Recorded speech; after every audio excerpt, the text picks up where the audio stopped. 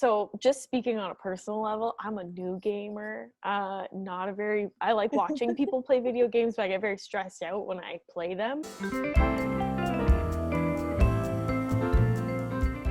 Welcome to this week's Read This Next. I'm Nicole, and this is Shauna, our special guest for the week. So obviously, Laura's missing again. She'll be back soon. So Shauna, tell us a little bit about yourself. When did you start at the library? Oh my gosh, I've been working at the library forever. I started off as a student helper at Brody Reference, and then I worked as supply staff for many, many years, and now I am permanent at Waverly. Yay! Yay! Cool. And what's your favorite kind of book to read? I read a lot of fantasy and science fiction. Although I'm also pretty down with reading almost anything. I did a master's in English, so we had to read all kinds of things that I wasn't necessarily fond of. Yep. So I've read a lot of things. So yeah, that's awesome. We got to get more guests on here because everybody at the library has such different tastes. It's really like I like talking about books with everybody here. We're great to get recommendations from. Okay, so this week's topic is video games. So just speaking on a personal level, I'm a new gamer. I like watching people play video games, but I get very stressed out when I play them. But I recently started playing Legend of Zelda, and I love it. What are you playing right now? I've been playing a lot of Stardew Valley lately, which is super addictive. I've also been playing Idle Champions of the Forgotten Realms, because it's like an idle game. So you basically just set everybody up and, come back in a half hour. There you go. I've been playing StarCraft with friends here and there. That's usually a go-to game. My friend has a younger boy, so, the three of us can just jump on and be like, yeah, playing StarCraft. So yeah, that's kind of awesome. A little bit of everything. Oh, I also played through the first Halo again recently. So good times. Perfect. Yeah. That's going to hit up one of the books we're talking about. Yeah. All right, so let's get right into the highlights then. We should also mention that all of these books that we have so far are available in the actual library collection. So if you want to put a hold on them, you can put them there. I think a couple of them are available on Cloud Library, so check that out too. But we definitely have hard copies if you are looking for them. So our first highlight that we want to mention, so we are talking about books that involve video games or spin-offs that turned into video games and now also have books about them. We'll explain as we go. So our first one is Assassin's Creed. Have you played that one? I started playing it. No, okay. I started playing it years ago when I was playing Halo 3 a lot with my friends. So every time I'd be like, I'm going to go play Assassin's Creed, I get like a billion messages from all my friends being like, come play Halo. So like I never was able to finish it. So it's on the back burner permanently. Yeah, at this point, yeah. Like I'd like to go back to it. People have also told me I'm better off skipping the first game and like just go straight to the second game. Okay. That's the one with Ezio, who I think everybody loved as a character. So yeah, there you go. For all the viewers out there, if you haven't yet, skip the first one. Well, other people say not to. So, well, it's like Star Wars, right? Everybody has their preferred method of watching it. So yeah. Okay, so the first one, like the cover of it. Honestly, don't know much about Assassin's Creed except. Did you see the movie? Oh God, no. I don't know anything about Assassin's Creed except for I'm pretty sure it would stress me out to play it. So this one's called Assassin's Creed Volume 1, Trial by Fire. It's by Anthony Del Cole, Connor McCreary, and some of the illustrations are done by Neil Edwards. Obviously, it's based off the video game series, and it follows a fresh inductee into the modern-day Assassin Brotherhood as they uncover a conspiracy in their DNA that stretches back hundreds of years. Contains the first 5 issues of the Assassin's Creed comic, and that one has a lot in the series that I think we have here too, right? I think so, yeah. I'm pretty sure. I was gonna say, I was looking up different games and I can't remember all the books that I found just for, Assassin's Creed and everything. So yeah, there's tons. And I'm pretty sure we should have the movie as well if anybody wanted to see that. That was with Michael Fassbender. So Was it good? Oh, I know what one you're talking about now. yeah. I haven't seen it, but I enjoyed it. I'm a fan of Michael Fassbender, so that was just fun, and like he was doing crazy things on screen. It was just fun to watch. So that's awesome. All right, you want to read the next highlight? oh, do we also want to mention that there's a new Assassin's Creed game coming out, which is, one of the reasons We can definitely mention that. Yeah. So there's a new Assassin's Creed game coming out in December. And what's it called? Have they announced what the name is yet? I think they have, but now I can't remember.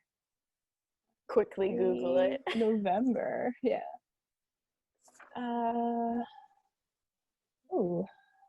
Oh, it was Assassin's Creed Valhalla, so it's gonna be Vikings. Oh, that'll be really cool. Yeah. There's a lot of Viking stuff, just like in general in media lately. Yeah, because Vikings, like the idea of them is pretty fun, and like their pantheon is really interesting too. We've also got like thanks to Marvel and like Thor and Loki and everything, like they're just they're more in the mainstream right now. So absolutely, I love it. And there's also a game, this is not remotely related to this, but Senua's Sacrifice, which I just played through recently.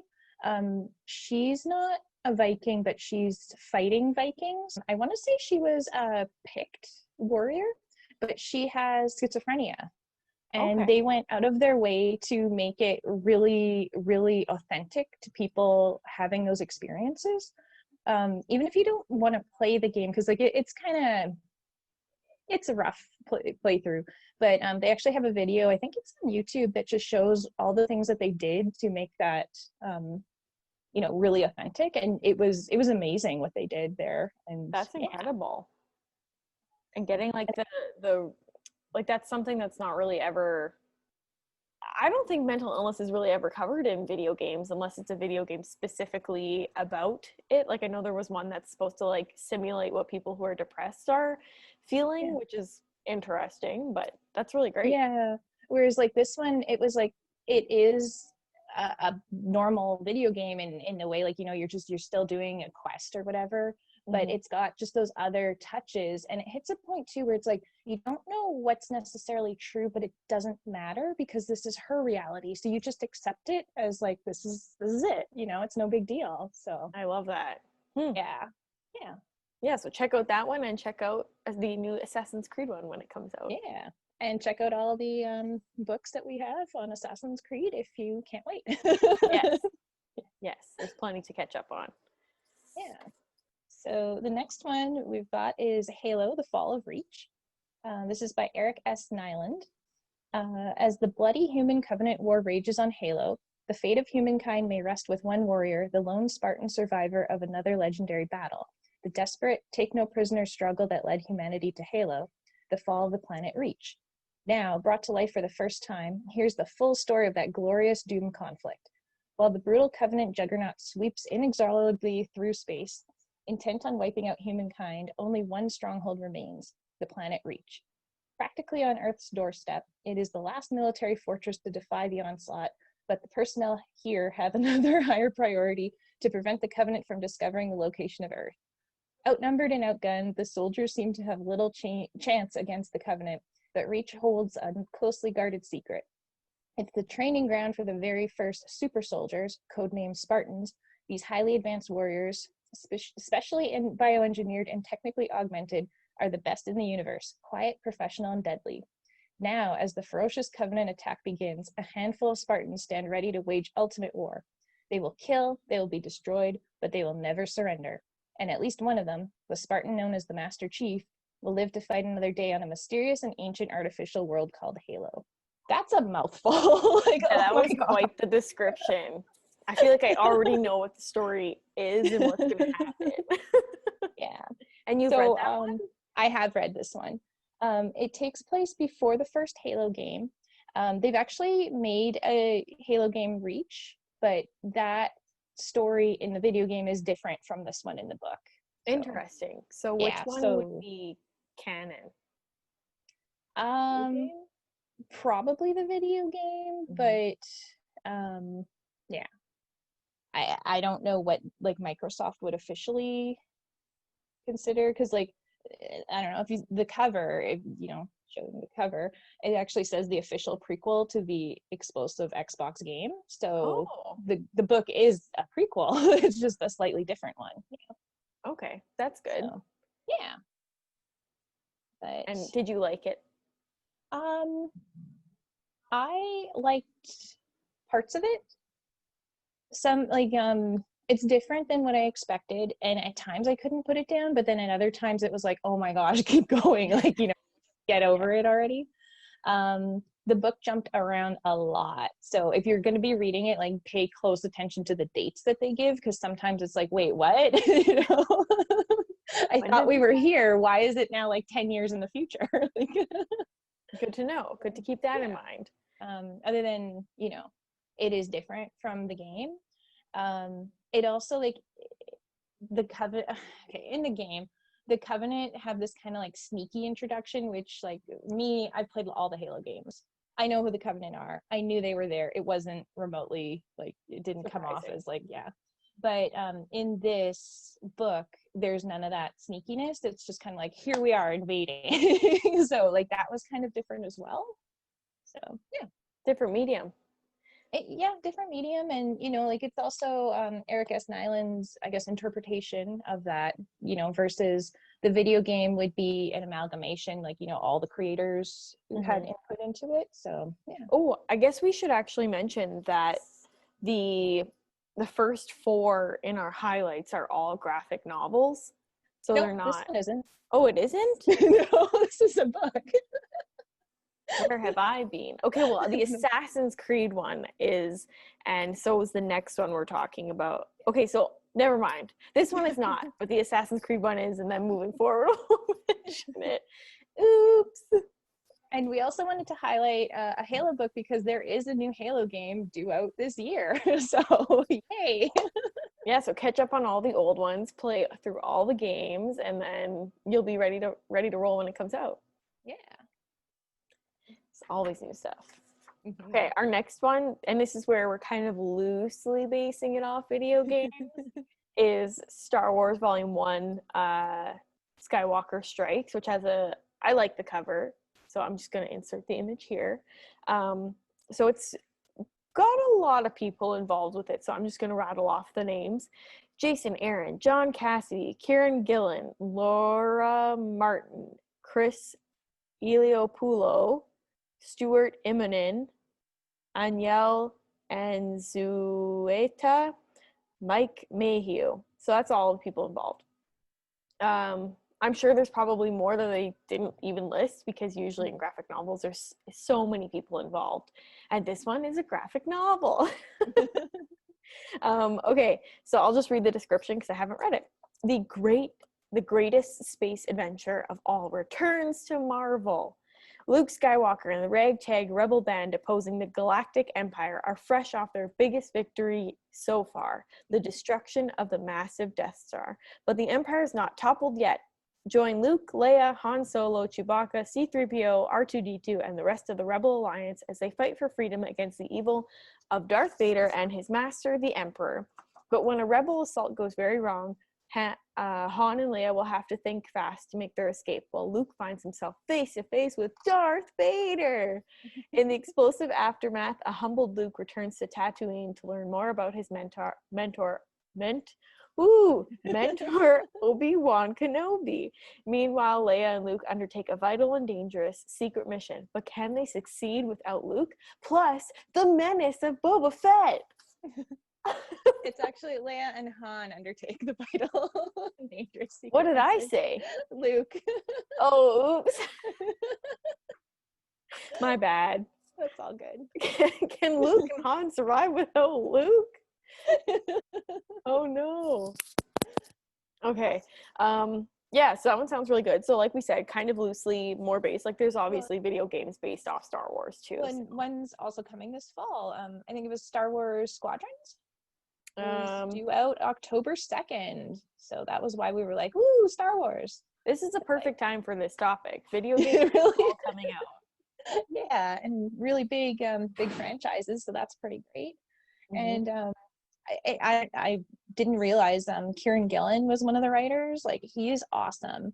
If you haven't checked out Die by him, which I'm gonna segue into this, he actually wrote it and made a role-playing game to go along with it. So like you can get together with your friends, social distance and play. Over Um, Zoom. yeah, over Zoom. But the graphic novel itself is really, really good. So I recommend checking that one out if you get the chance. It's kids that get stuck in the role playing game. So like Mm. they, I think, got stuck for a couple years. They kind of had crazy adventures and then made it back to the real world. And then they grow up, and then the game calls them back.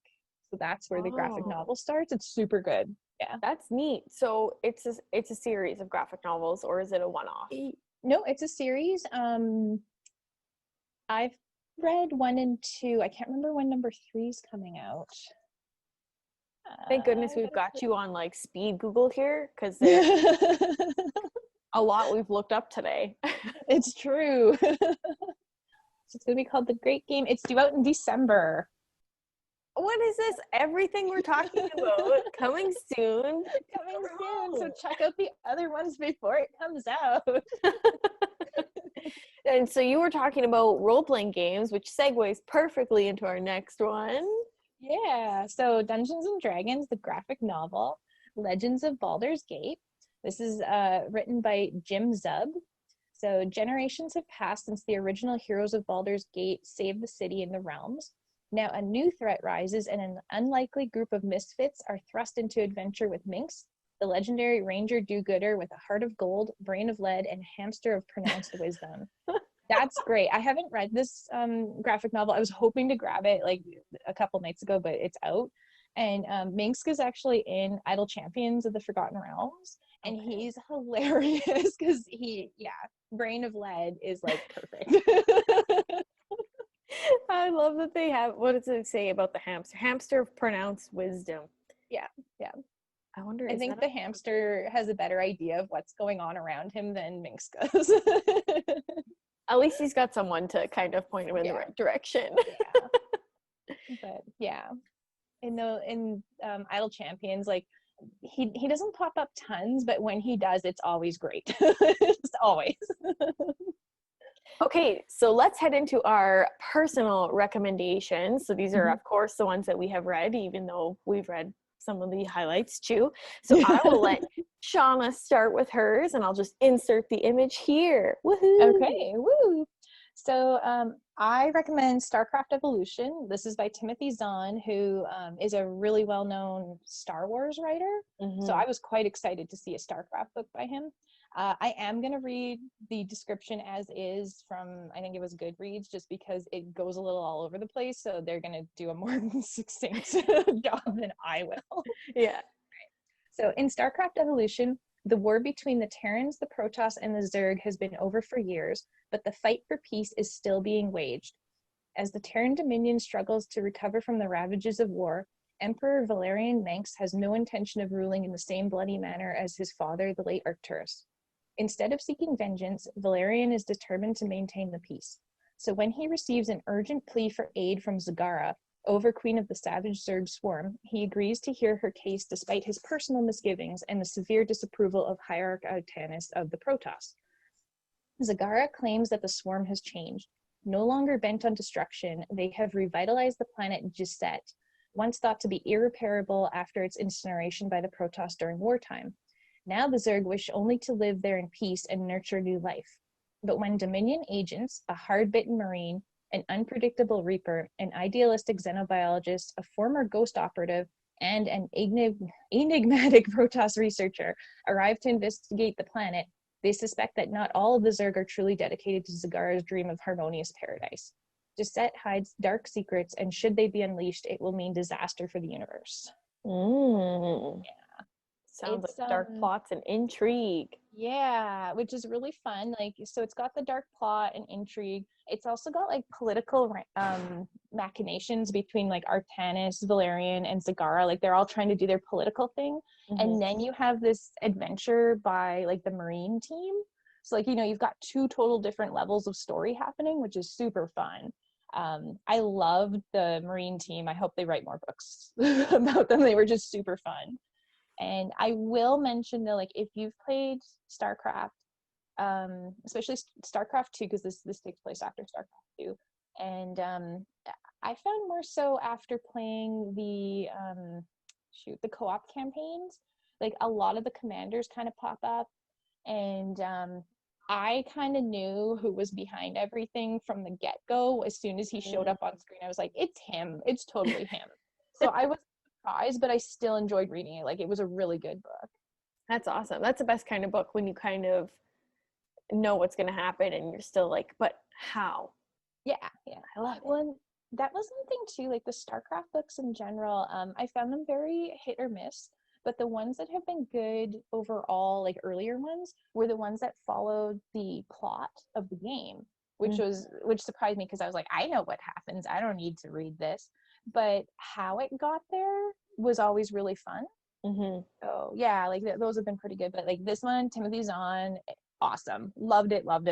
So I recommend it. Yeah, and check out his Star Wars ones too. I believe we have them here. But if not, check them out, because I bought them and then never read them. It's just like everything else on my to read shelf. I understand. It happens. It totally happens. Okay, the last one is my personal recommendation. So I haven't read a ton of video game books, and if I have, I don't remember them super well, so I wanted to pick something that I kind of do remember. So a lot of people have probably read this one, and if not, they've seen the movie. It's called Ready Player One by Ernest Cline. Here's the cover. Kind of boring, but you know what? Sometimes they are, and that's okay.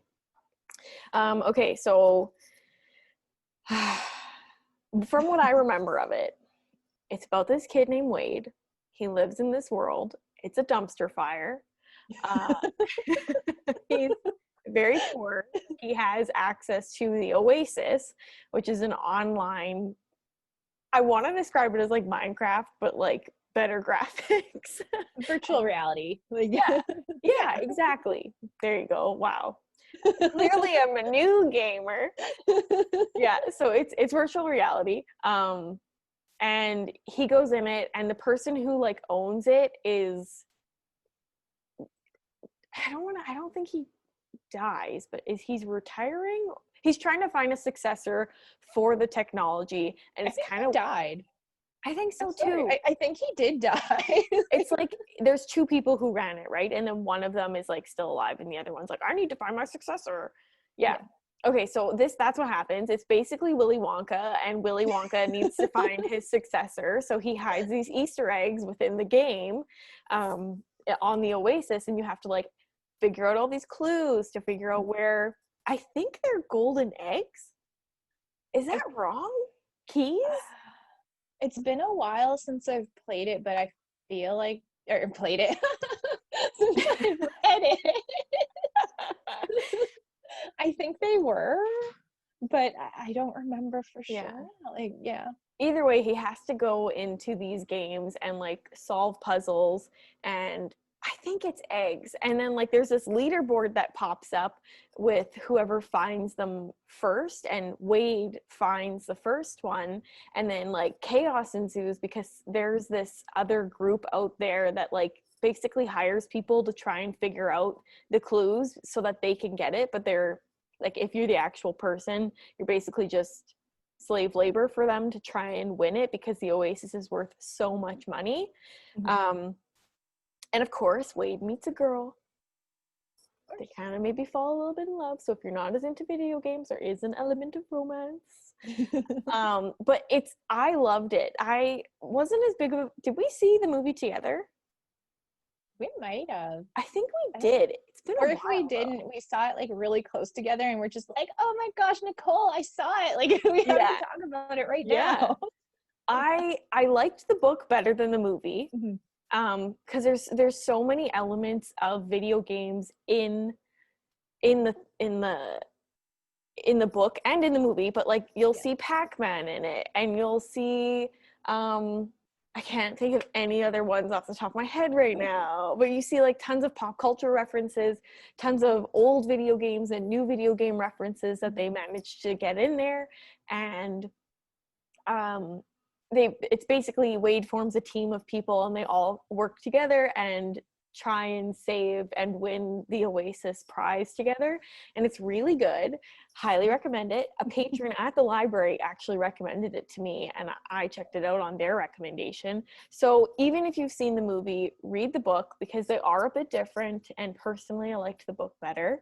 I just want to add to the first trial, like in the book, was way better than in the movie. Like the movie one was so silly. Like I remember talking to a friend who was also a really big gamer, and like what they ended up doing in the movie, he was like, I would have done that first thing to try to find it. Like most people who are gamers. Yeah.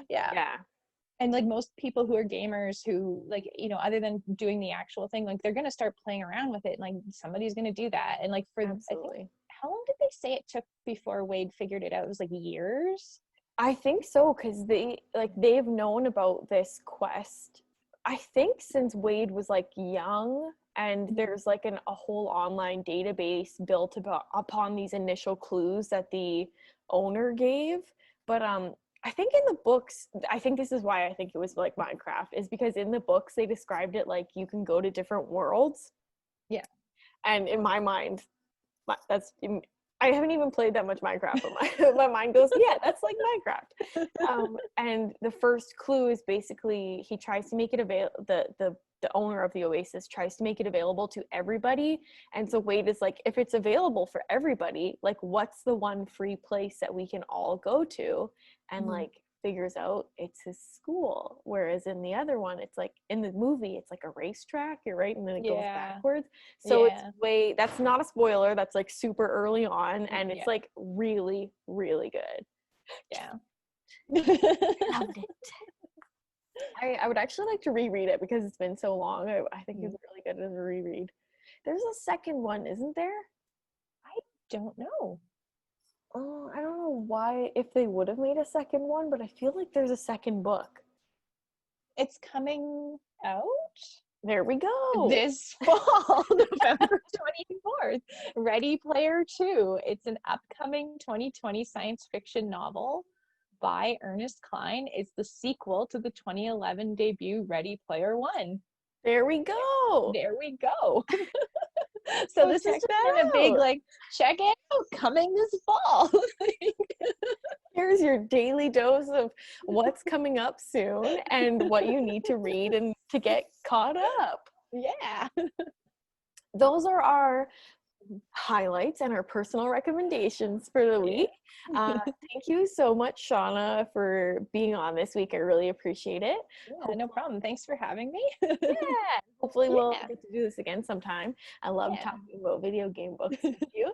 And I will see everybody next week, same time, same place, Facebook or YouTube at 2 p.m. on Fridays. And yeah, we'll see you all then. Bye. Bye.